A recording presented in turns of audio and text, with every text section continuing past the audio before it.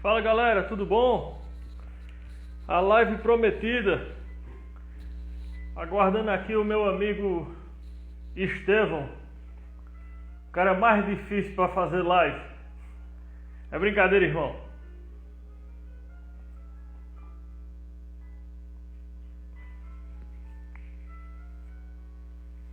Boa noite, Mari.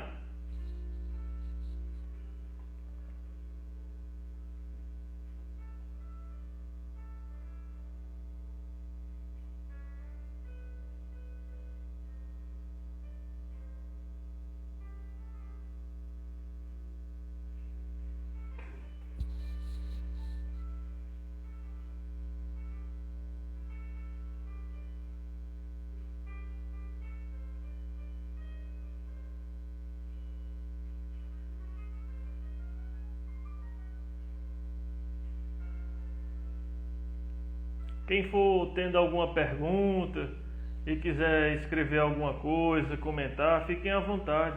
Estamos aqui para clarificar aqui um pouco, ajudá-los. Dois psicólogos ajudando aqui o povo. Bora, Estevão!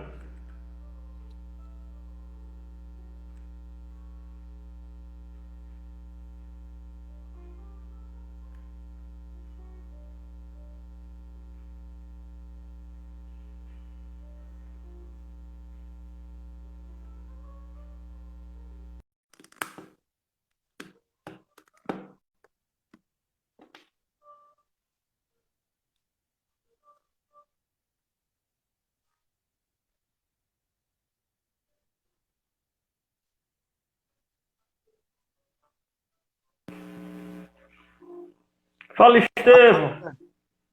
Tudo bom, Beleza? meu irmão? Como é que você tá, cara? Quanto tempo?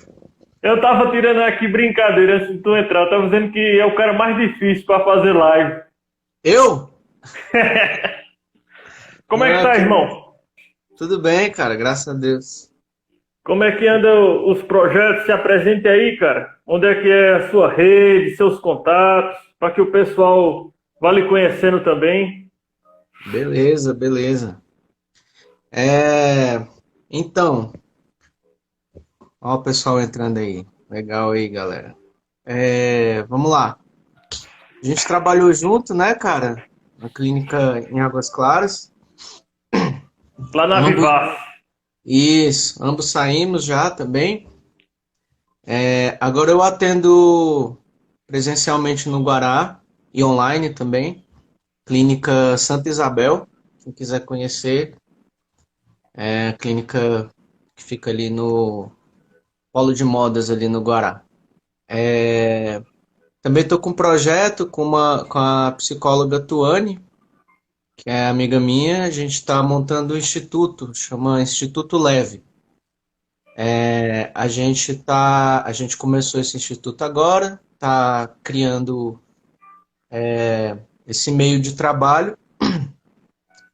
E a gente começou também a atender em consultório também.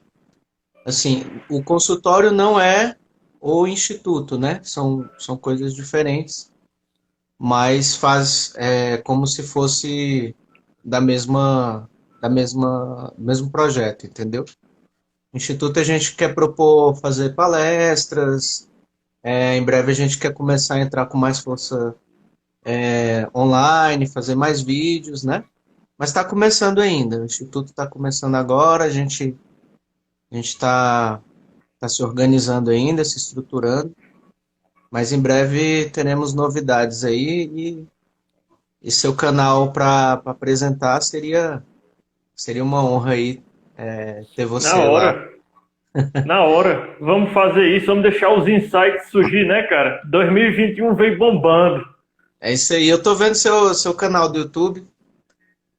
Eu assisti alguns vídeos, estou gostando. E é Valeu, isso meu aí. irmão. Continua E fazendo aí aí, e me ensina que eu quero fazer depois um também. não, você vai conseguir. Vou lhe chamar para um lá também. E, Estevão, isso aqui, cara, é mais para sanar dúvidas para as pessoas. Quem quiser fazer uma pergunta, na medida do possível que a gente puder aqui estar acolhendo, ajudando e clarificando o mundo das pessoas, vai ser uma honra aqui, nossa. Quem Beleza. quiser e se sentir à vontade, pode fazer perguntas aí. Como foi uma live relâmpago, né? Eu não fiz caixinha de pergunta. Eu costumo fazer no meu Instagram, quando eu vou fazer live. Mas esse ano é a primeira live que eu tô participando. Não fiz live ainda esse ano. Boa. Mas obrigado pelo convite. Ontem não deu para aparecer, mas hoje tamo aí, tamo junto. Bora E a, lá. a proposta dessas micro lives é estar sempre ajudando as pessoas, clarificando o mundo delas, tentando acolher, produzir, promover uma empatia. E essa questão de contato é o que o mundo está precisando hoje. Que mais psicólogos como a gente cheguem junto para poder clarificar, ajudar, acolher. É isso que a gente está precisando. Eu acho que hoje em dia, Cícero, a gente não tem falta de informação, né? Eu acho que houveram épocas onde a informação era escassa e as pessoas tinham que cavar muito para ter algum tipo de informação. Hoje a gente tem muita informação, mas nem sempre é uma informação boa, uma informação técnica, uma informação com conteúdo relevante, né? Olha uma galera Então, importante aí entrando. opa, Ó, a Luísa, que toma conta lá da minha agenda. Tudo bom, Luísa? Boa noite. A Lilian. Cara, essa foi a primeira clínica que eu trabalhei lá no Juazeiro do Norte. Clínica Psique. legal. Caramba! Abraço aí pro pessoal da terrinha aí, Mandar um abraço pro povo lá do Juazeiro do Norte, no Juazeiro, Ceará. Ei, tá cara, pra certo. tuas bandas aí, tá chovendo? Choveu hoje bastante aqui em Águas Claras. Fui pro Guará também, choveu bastante lá. Tá chovendo por aqui. Você tá em Brasília? Tô sim, cara. Meu Voltou? irmão, cara, negócio aqui tá bravo, viu? Não é chuvinha fraca, não. Ligaram É. foi a torneira lá em cima. Deixa eu, deixa eu Chove tirar. assim lá em Juazeiro? Chove desse jeito? Rapaz, quando chove o negócio lá é meio brabo também. Deixa eu dizer, eu recebi no direct também de uns clientes, até respondi hoje mais cedo, que foi sobre ansiedade, cara. Estevão, na tua humilde opinião, meu amigo, como tu tem visto a ansiedade? Principalmente nesse tempo de, ainda que a gente está vivendo de pandemia, do covidão. Como tu tá vendo, cara? Uhum. É, é, enfim, você fala da experiência clínica, né? Então, eu tenho visto, sim, que ele varia muito em relação aos pacientes, né? Tem uma variação muito grande. Então, tem pessoas que já estão lidando um pouco melhor, já estão um pouco mais adaptadas, né? Tem outras pessoas que ainda não conseguiram se adaptar muito bem, mas eu acho que uma das coisas. Porque o que que é ansiedade, né, Cícero? Quando a gente estuda sobre ansiedade, basicamente é uma antecipação do medo futuro, certo? A ansiedade é um mecanismo de defesa natural do corpo, né, que faz a gente reagir a um estímulo, a proteger a nossa vida, então é natural, todo mundo tem alguma carga de ansiedade. Mas o que a gente chama de ansiedade patológica é uma antecipação disfuncional, uma antecipação acima do que se é esperado, ou seja, o estímulo ele tem um determinado nível, só que o medo, a antecipação, ela é 3, 4, 5, 10 vezes maior, né? Então, assim, o que eu tenho atendido, eu acho que no começo da pandemia, lá para março de 2020, que realmente fecharam as portas e tudo mais, houveram, eu acho que houveram momentos da pandemia, né? A impressão que eu tenho de clínica, né? Então, assim, a primeira fase tinha muita notícia, tinha um excesso de informação sobre a pandemia. E como era uma coisa muito nova, ninguém sabia como tratar, ninguém sabia quais eram as medidas a serem tomadas. Então, eu vejo que as comorbidades, os sintomas, eles eram muito mais latentes, eram muito mais evidentes do que a gente estava observando, né? Então, assim, os pacientes, alguns deles ficaram com muito medo, alguns deles não conseguiam sair de casa, nem para ir ao mercado, enfim. Eu acho que tem a ver com essa falta, com essa dificuldade de informação. Porque eram excessivas informações e às vezes muita informação trocada e isso gerou uma crise na cabeça das pessoas. Nesse momento que a gente está vivendo agora, a gente está começando a pegar a primeira fase de vacina, né? Então acho que já tem uma diferença, as pessoas já estão, em geral, claro, com uma certa esperança, né? É claro que ainda com muito medo, tomando muitos cuidados, pacientes idosos ou pacientes que são filhos de idosos, né, pessoas que têm idosos em casa, principalmente eu vejo que são pacientes muito cuidadosos.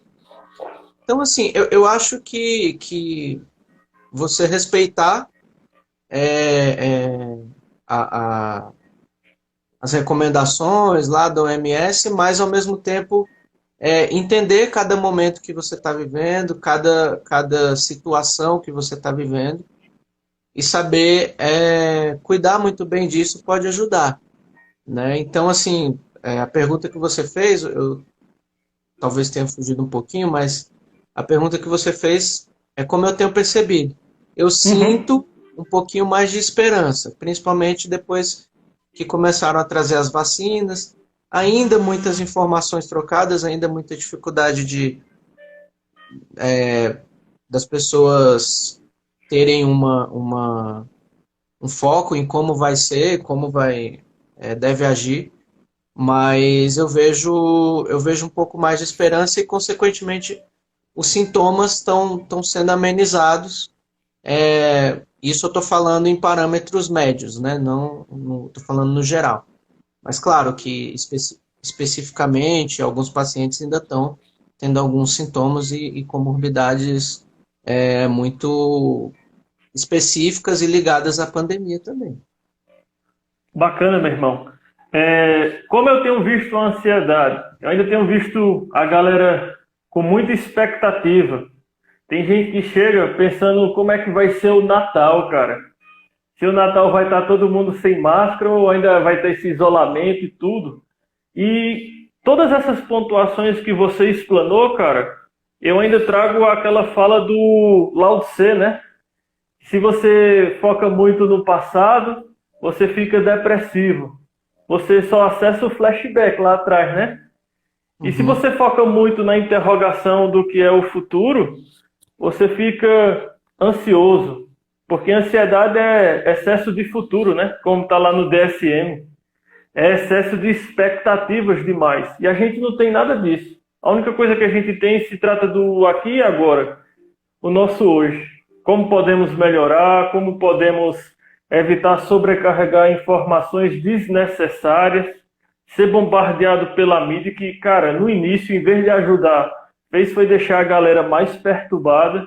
Agora é que eu estou no diálogo com os clientes, tenho percebido que agora a galera está conseguindo saber lidar melhor com isso e até a questão da esperança por conta das vacinas, né? uhum. Realmente eu acho que no começo tinha muitas informações trocadas, então variava muito da fonte que você se informava. Eu me informei no canal de televisão tal. Aí ele tem uma linha de raciocínio. É claro que tinha um geral, né? A vacina o Covid é perigoso, o Covid mata. Tinha algumas informações que eram em comum, mas cada lugar dá uma ênfase onde é uma tendência jornalística, né? No ano passado eu cheguei a fazer uma live com uma jornalista, não sei se você Hum, chegou a assistir, eu fiz contigo no começo, aí depois eu fiz com uma amiga jornalista também, né? eu fui a cobaia, né? Do teu. É, foi. Mas foi o meu primeiro também, a gente estava aprendendo, né? Ainda estou aprendendo. Mas assim, ela falou muito sobre essa questão de editorial, sobre como absorver as informações, como que a gente consegue ler uma notícia. Então, eu não me lembro agora o livro, mas ela indicou livro assim, para a gente avaliar a forma com que a gente entende a notícia, né?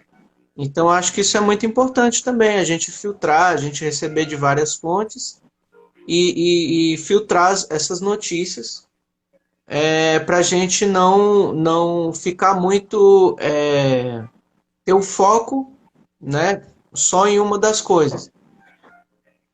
Quando a gente pensa na Gestalt, né, a Gestalt é um complemento, né, um conceito mais técnico aqui. A gente, às vezes, evidencia uma parte e trata essa parte como se fosse o todo, né? Então, assim, eu peguei a informação, Covid mata. Tá bom, mas você não pegou a informação, Covid tem uma taxa pequena um índice pequeno de morte. Você não pegou essa informação que também é verdade. Você não pegou a informação que, tomados os devidos cuidados, você consegue distanciar a doença. Então você pega uma parte da verdade e toma isso como toda a verdade, né? Então isso que é um problema às vezes da gente não conseguir trazer para a consciência as coisas. Então, a terapia ela baseia-se muito na consciência. Olha, isso que você está me falando é verdade, mas é parte da verdade. A gente tem uma outra parte dessa verdade que você não está se colocando, você não está percebendo tudo isso. Você falou uma coisa interessante, o aqui e agora, né? Que a minha abordagem pega emprestado do humanismo também. O aqui e agora é muito importante. Na verdade, as respostas estão no aqui e agora. Ah, mas vai faltar leito, vai faltar respirador. Tudo bem, mas depende do aqui e agora. Se você não cuidar, com certeza vai faltar. Ah, mas o Brasil, o mundo tá assim. Não, mas cada passo depende de você. Você não pode corrigir o Brasil, você não pode corrigir o mundo, você não pode, você não tem esse poder na sua mão. E aí, às vezes, as pessoas entram nessa parte neurótica, nessa ansiedade, muito focadas numa parte muito maléfica ali, né? Aquilo ali vai causar o mal, aquilo ali é o problema. E aí deixa de ver as possibilidades também. Né? Até Não, porque o ser humano gosta de generalizar, né, cara? Muito. Generaliza um só assunto, monopoliza e fica naquele poder. E muito poder deixa as pessoas confusas. E pro negativo também, né? Sim. Às vezes a gente pensa mais no problema do que na solução, né? E as duas coisas estão ali também. Você não pode dizer que não existe problema, senão o problema te engole. Mas, ao mesmo tempo, você não pode deixar de perceber que existe uma solução e muitas vezes ela tá perto de você, tá próxima a você. Top. Já na minha linha, a gente tenta promover aquelas 3 condições facilitadoras propostas por Carl Rogers, que é a empatia, acolher a pessoa como um todo, afastando os nossos pressupostos, a congruência, quanto maior ela tiver congruente, melhor vai ser a comunicação, e a aceitação incondicional, aceitando ela como é. Claro que eu também estou mexendo agora, de uns tempos para cá, na PNL, né? Na programação neurolinguística. Eu acredito que palavras têm poder. E todas as vezes que a gente começa a modificar por meio da nossa linguística, a gente ganha um leque tremendo para o nosso crescimento. Uhum. Isso que você falou de congruência, né, da teoria rogeriana, é muito interessante, porque muitas vezes o paciente tá em terapia e ele está condicionado sob uma perspectiva que é muito exacerbada e ele não consegue perceber esse contexto, né? ah, tudo bem, eu tô com esse problema e tal, isso é muito grande, mas pera, respira um pouquinho, sabe? Olha as possibilidades ao seu redor, olha o tamanho do que você está falando, né? É, isso não vai acontecer. Ah, meu marido não me deu um beijo de boa noite, então ele vai me trair. Já Não, fica encucando, né? ele tá cansado, às vezes, do trabalho, ou ele tá chateado com alguma coisa, vocês realmente estão brigados, mas isso não significa que vai acontecer uma traição, ou que ele vai abandonar você amanhã, vai, sabe? Não, não é bem assim. Então, congruência é realmente muito importante. A gente transformar os problemas, ou enxergar os problemas do tamanho que ele realmente tem. Não é você se isolar do problema e fingir que ele não existe, mas é enxergá-lo e olhar, olha, esse problema existe e a solução também está próxima ali do problema e eu posso conseguir lidar com ele, né? Isso foi muito importante, cara. Até porque se o ser humano ficar só no caminho das interrogações, ele vai ficando muito confuso. E muita interrogação atrapalha o crescimento, a comunicação. E a comunicação é a base da relação. Cara, quando eu atendo muitos casais, a grande questão é a comunicação. Alguém está falando A, o outro está ouvindo Z. Falta de sintonia e sincronia na relação. Essa é a principal barreira. Quer melhorar o teu relacionamento? Quer fluir com o teu companheiro, com a tua companheira? Ou como quer que seja, melhora a comunicação. É a base de tudo, é a comunicação. E galera, lembrando a vocês para seguir lá o canal Ferramentas Psi, que é um canal que eu criei recente. Esse vídeo nosso também vai estar lá disponibilizado. Estevão também já tem umas propostas para criar o canal dele aí, que eu sei. E galera, quem também precisar fazer perguntas, façam perguntas que a gente está aqui para poder ajudá-los e clarificar o mundo de vocês da melhor forma possível. Isso aí, quer responder perguntas? Já tem alguma aí? Deixa eu ver como é que tá aqui. Tem um comentário aqui que eu achei interessante. Manda ver. Medo descreve bem a primeira etapa da pandemia, da Mariana. Mariana Ramon? Acho que é isso. Isso aí.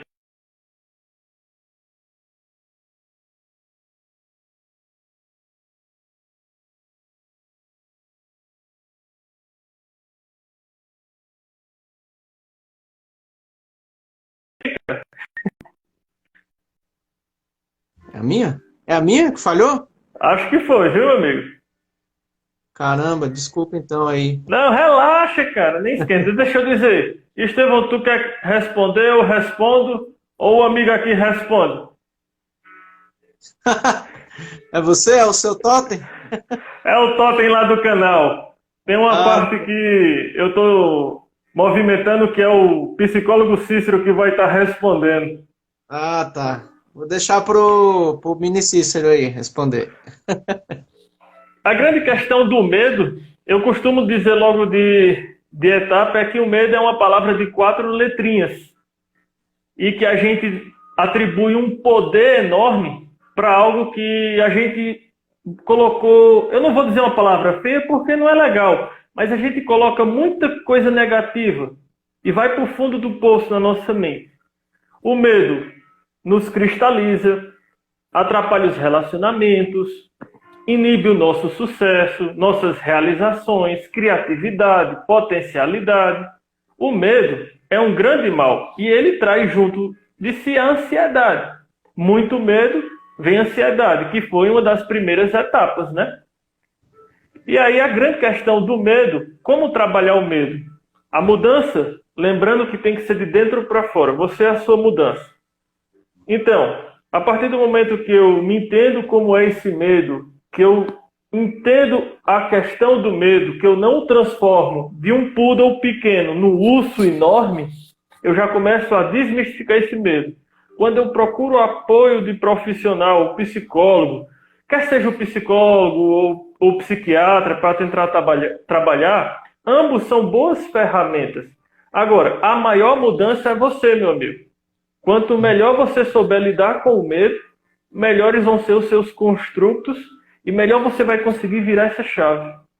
Uhum. Você falou uma coisa muito interessante aí, né? Procurar ajuda do psicólogo, ajuda especializada, né? Na Gestalt a gente entende o conceito de heterosuporte, né? E o self-suporte, né? Essa questão de você procurar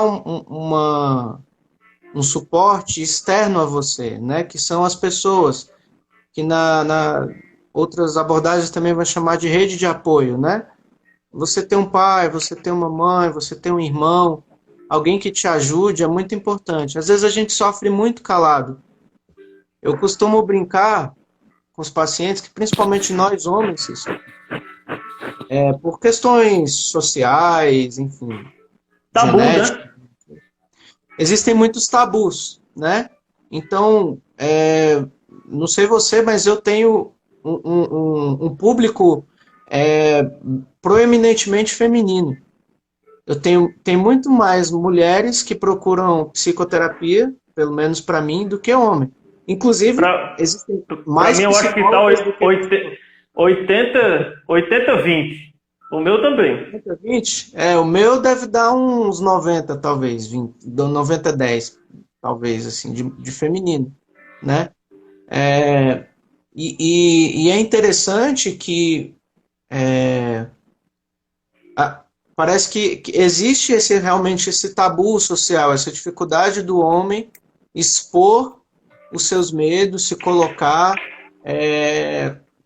para fora, falar para alguém, se enxergar como uma pessoa que também precisa de ajuda.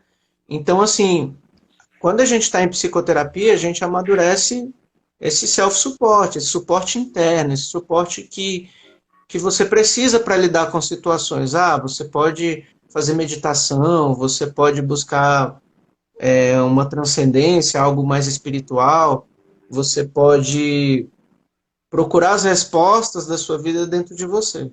Mas você também pode receber uma ajuda externa.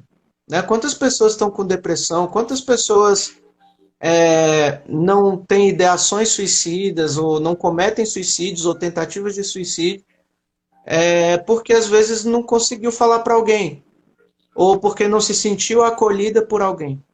Ou E porque também foi rotulada, né? O exatamente, deboche.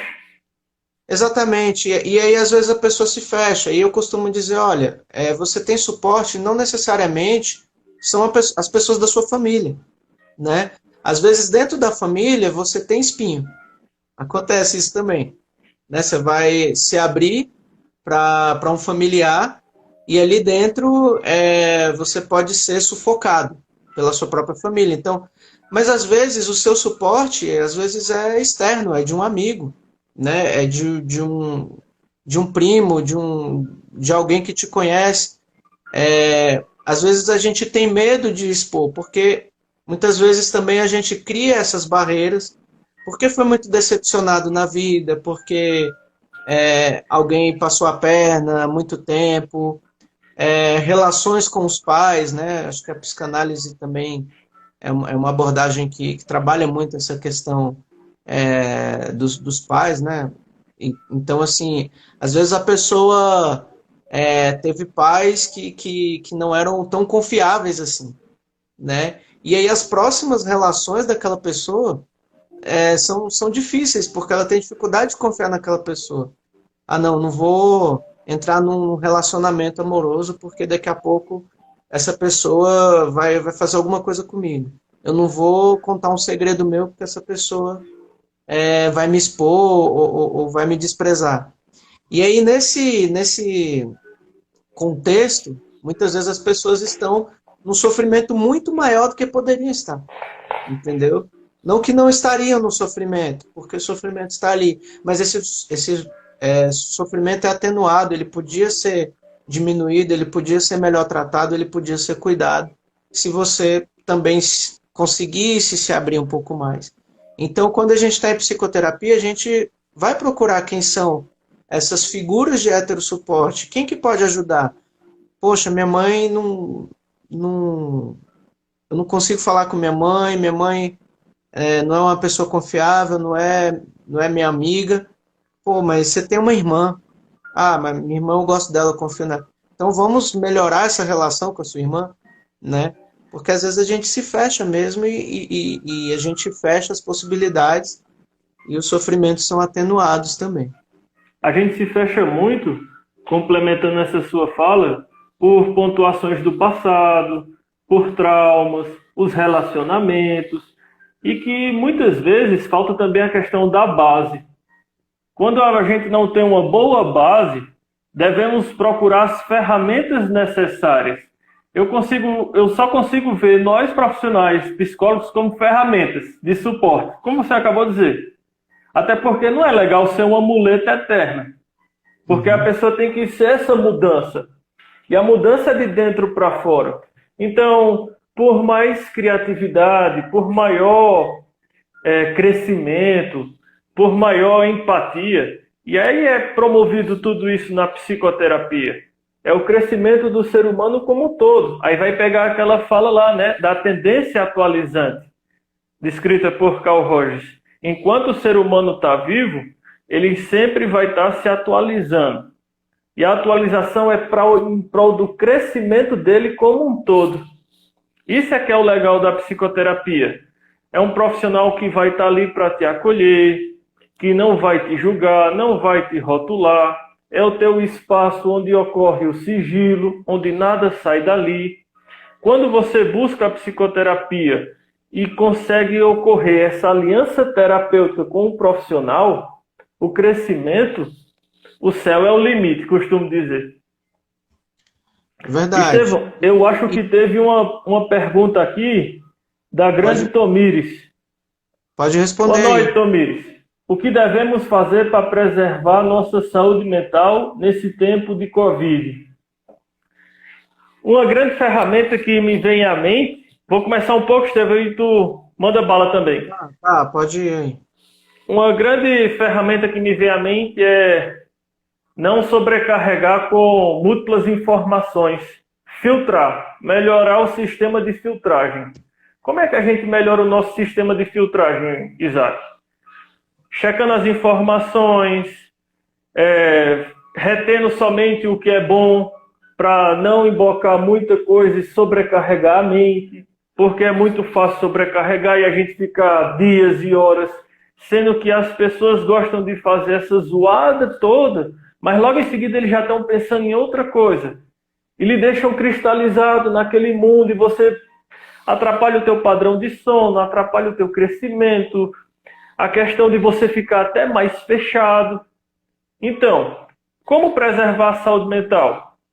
Eu penso que acolhida, escuta, por meio de uma escuta especializada, um bom feedback com os membros familiares, quer seja por videochamada, com amigos. E nesse tempo, quanto melhor forem suas relações, melhor vai ser, porque as pessoas ainda estão muita briga, muito desgaste. Por mais que tenham informações precisas e bacanas, tem muita desinformação. E muita desinformação desgasta o nosso psicológico.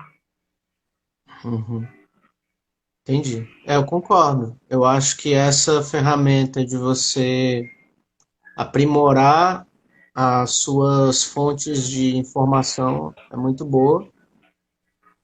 Eu pensei mais uma coisa aqui, que são as adaptações, né?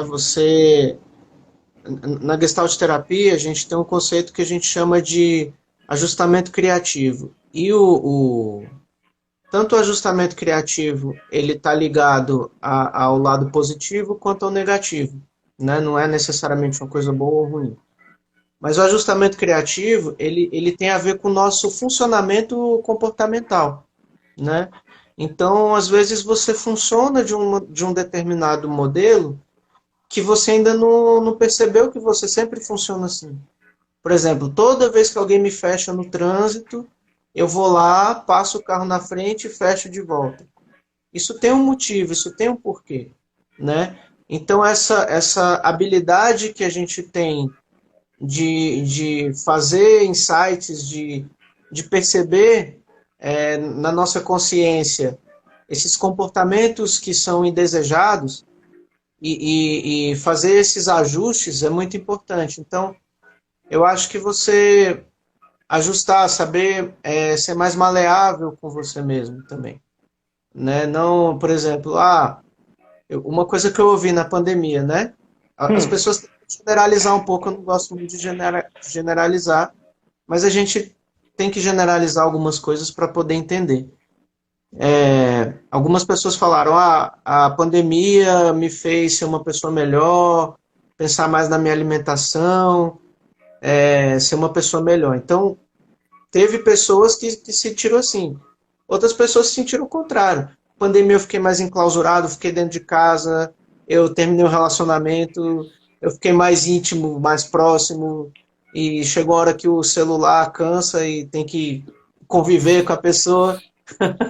Por isso que eu não gosto de generalizar. Então a gente precisa saber entender sobre que tipo de comportamento a gente está condicionado, sobre que tipo de circunstâncias a gente está preso ali e como a gente pode ajustar essas coisas, como a gente pode pensar diferente, se movimentar de uma forma diferente, em prol de uma mudança, em prol de uma melhora terapêutica, né? Então, eu acho que, sim, essa parte das informações, de como receber e tudo mais. Agora, a parte da adaptação, tudo está adaptando. E é um momento que eu acho que as pessoas mais rígidas têm mais dificuldade. Poxa, eu passei a minha vida inteira trabalhando 8 horas por dia e tal. Essa pessoa que saía de casa um horário, voltava, teve mais dificuldade, né?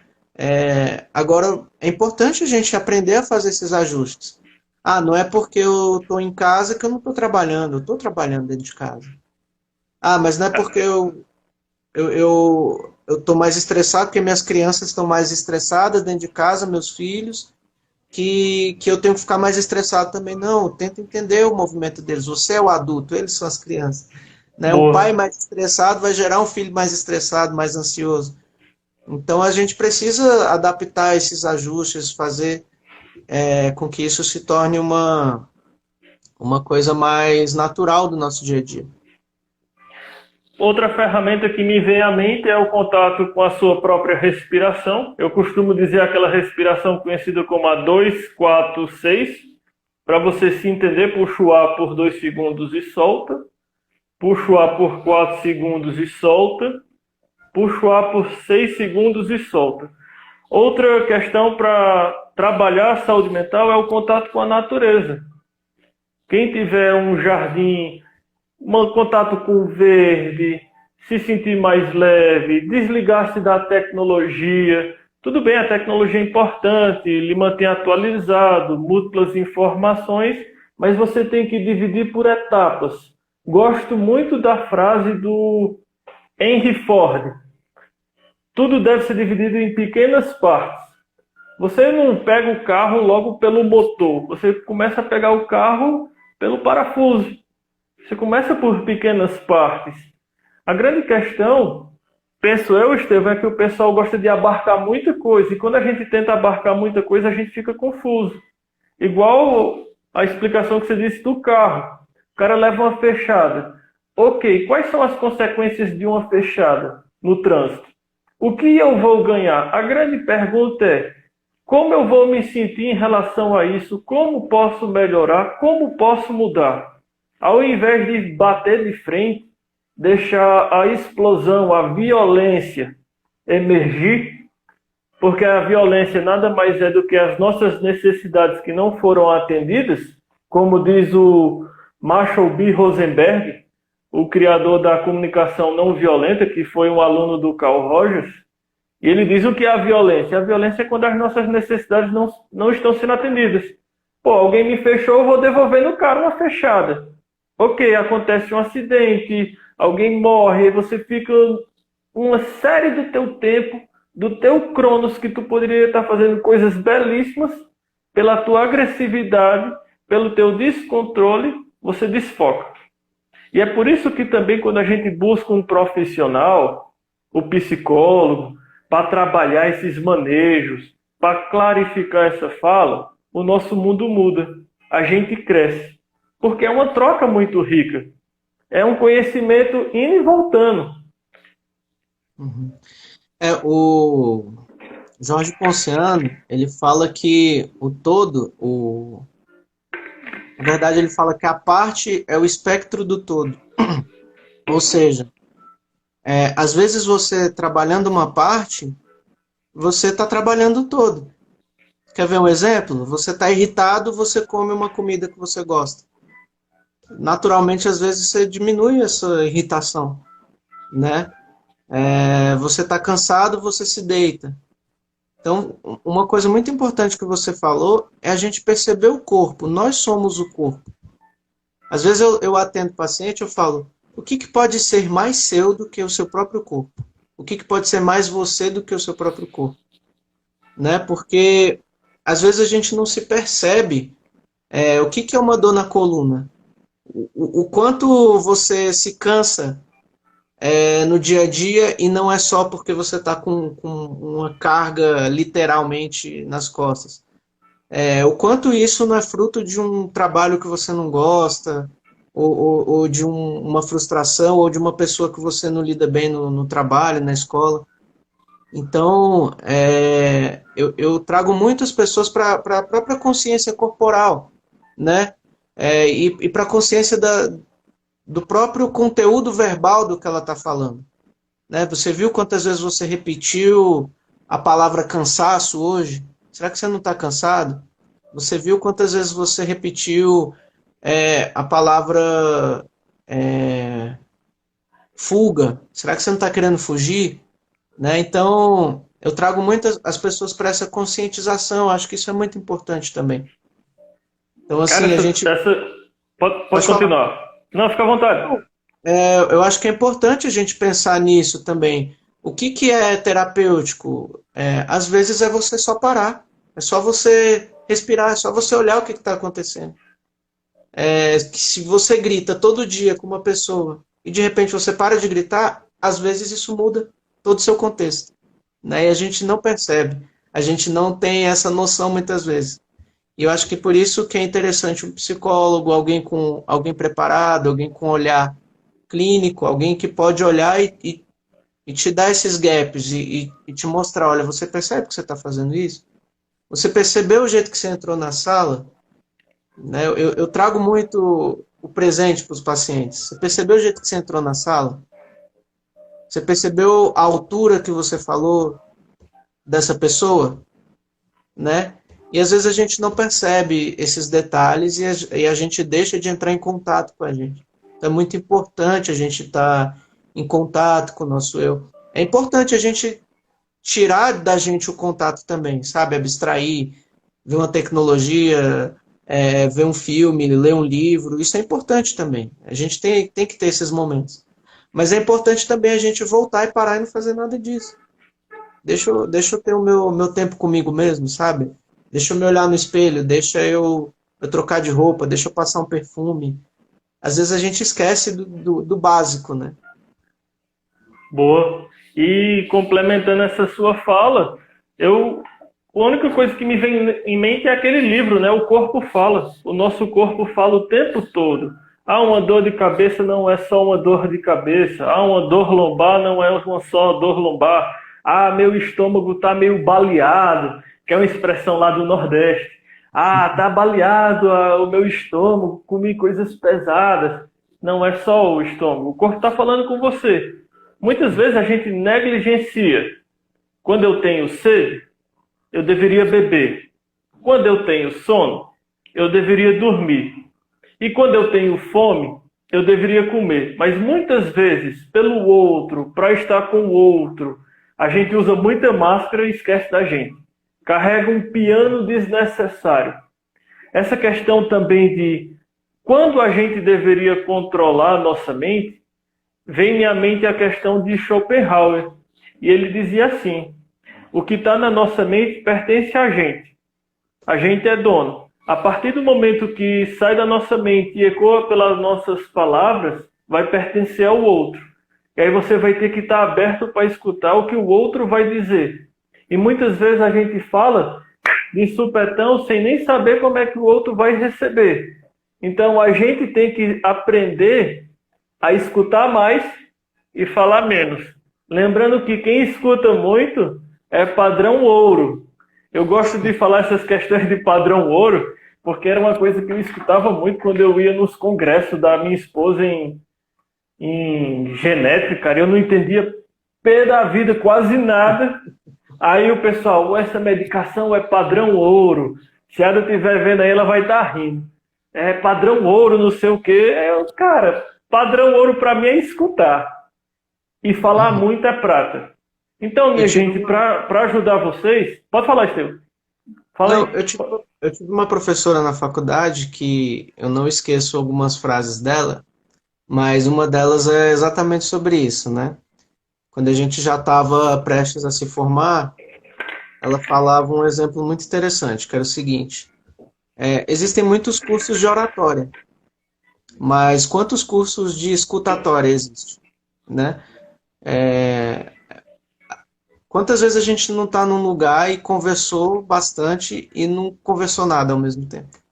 Porque E você quantas não pessoas estavam abertas para querer ouvir mesmo? Porque muitas vezes o colega do lado diz, aham, tá, beleza, aí muda o assunto. É uma coisa que eu falo muito na clínica. Você está atrás de simpatia ou empatia? Você está querendo se encontrar ou você quer ser só mais um vetor na fala dos outros? A mudança é de dentro para fora. Às vezes a gente quer se reafirmar na fala do outro, né? E a gente fica muito angustiado quando o outro não traz para a gente esse afago, né, do nosso ego. Então, assim, poxa, Cícero, eu preciso que você me diga que eu sou inteligente, que eu sou bonito. Senão, se você não disser isso, meu Deus, eu vou dormir mal hoje. Se o Cícero não dissesse, se o Isaac não falar que eu tô legal hoje, que foi legal a live, caramba, não foi legal. Não, a gente tem que ter um pouquinho de confiança, de entender os momentos também. É claro que é bom esses reforçamentos, né? Mas a gente fica muito carente dessa afirmação. E aí, por isso é que a gente está procurando tanto na rede social, né? Porque o outro reafirma, o que eu vou seguir? Vou seguir uma coisa que eu gosto. E aí o computador, a inteligência artificial, né, o algoritmo, ele já faz a gente entender exatamente aquilo que a gente diz que gosta. Ou seja, a gente não cresce. Ele fica mandando exatamente as mesmas coisas ali pra gente. Eu falei a palavra iPhone.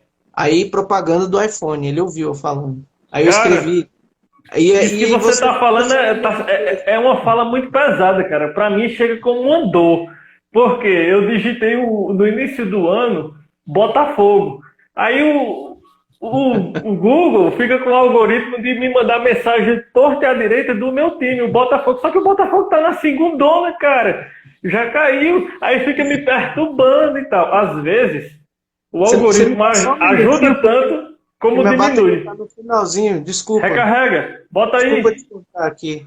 Mas pode continuar a sua fala. Não, o que eu estava falando é que o algoritmo, em vez de ajudar, ele também atrapalha, deixa as pessoas mais desgastas, promove conflitos muitas vezes. Que, cara, ele vai mostrar o que é bom para ele também.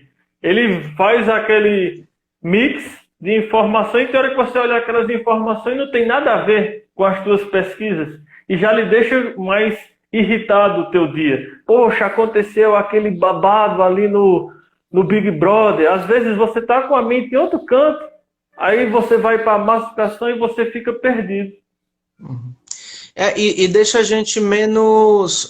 isso deixa o nosso cérebro menos treinado a procurar algo diferente, porque como você recebe sempre o mesmo tipo de informação, vou dar um exemplo. Eu gosto de fitness, eu gosto de vida fitness. Então você está sempre recebendo isso. Não tem problema, mas você é mais do que isso. Você é isso e mais alguma coisa, né? Então, a nossa mente fica pouco treinada a procurar coisas diferentes. Quando você pega um livro, por mais que ele tenha um tema específico, você vai ver a visão do autor, e aí você compara com a visão de outro autor, né, por exemplo. Então você fica mais treinado, isso é uma ginástica cerebral, né?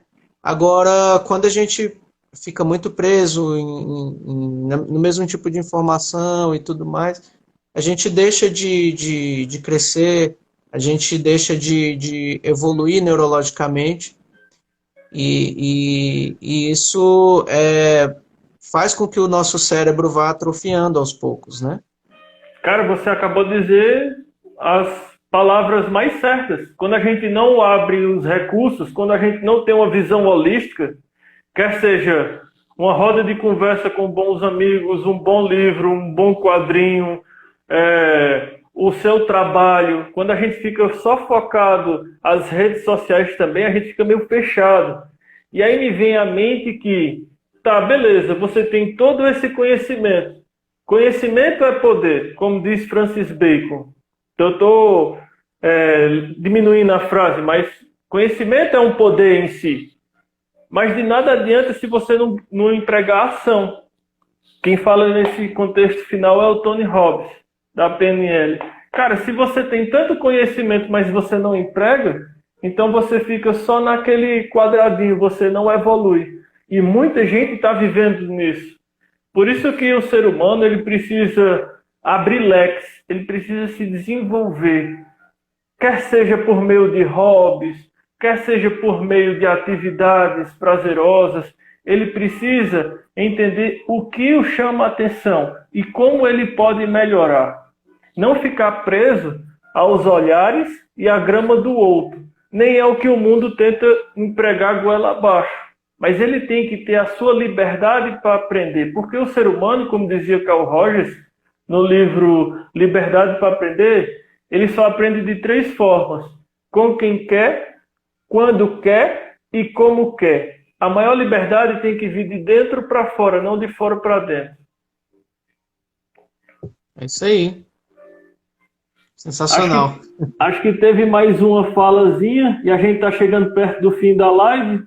Teve uma outra pergunta aqui. Uma fala. Responda aí, Estevam, por favor. Eu vou ler aqui e aí a gente conversa, pode ser? Tranquilo. Eu acho que um dos agravantes também é a falta de empatia. As pessoas estão mais preocupadas em serem donos da verdade absoluta e estão tendo grande dificuldade em ouvir o próximo.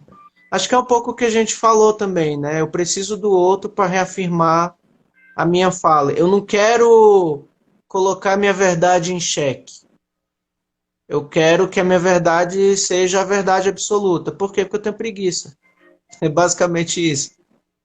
Aprender dói, crescer dói, né? Eu tenho preguiça de ouvir uma opinião diferente, eu tenho preguiça, eu tenho dificuldade, isso gera um desgaste, eu entrar em contato com o outro, né?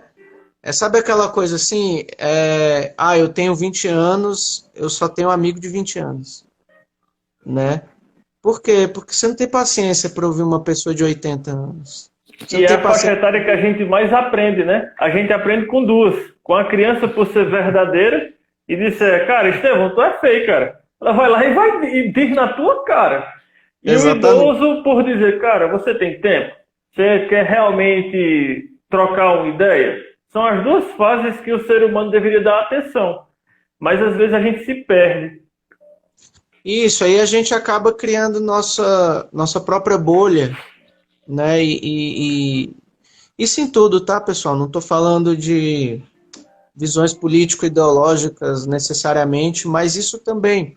A gente às vezes cria uma bolha, cria uma casca onde a gente não dialoga mais, onde a gente não conversa, onde a gente não cresce, e isso tem isso tem uma cobrança psicológica muito grande.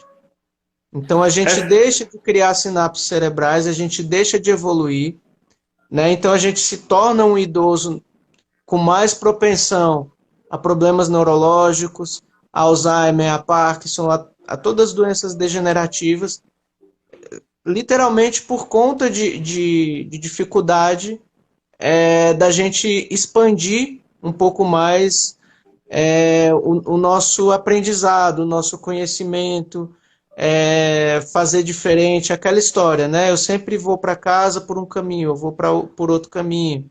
Eu faço tudo com a mão direita, vou tentar fazer com a esquerda. Por que que a gente não faz isso? Porque é cansativo. A partir do momento que a gente adquiriu um conhecimento, ele é o conhecimento perfeito e a gente não mexe mais nele.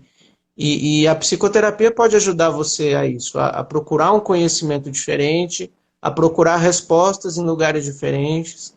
E eu acho que isso que é o legal do processo terapêutico, isso que é o legal do desenvolvimento do amadurecimento humano.